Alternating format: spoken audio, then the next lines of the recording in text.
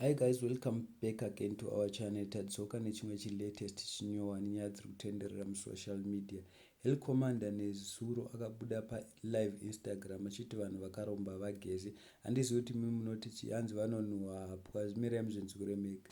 Waizi amana musafambe muchitaura kuti ndakaromba. Hakuna munhu akaromba anogeza. Vanhu vakaromba havageza vanonhuhwa hapwa. Vanhu havageza nendunyeba. Vanhu vakaromba havagezi. Havazore maperfume. Iwe wakambona munhu akaromba anospray creed. Iwe munhu akaromba anopfeka kaula gafe. Kuna munhu akaromba anopfeka chidhori ichi. Achiwanike pamba remusika iyi. Achiwanike kana kupi. Ndodziwa zvokuita nemunhu akapfeka kadhori. Iwe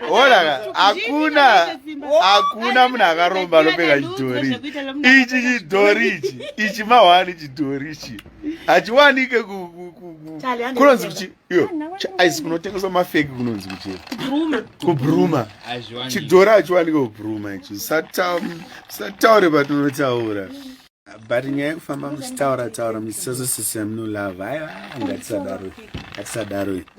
Let my friend rest in peace. Please, thank you. Let my friend rest in peace. I don't want to talk about it because I'm still grieving.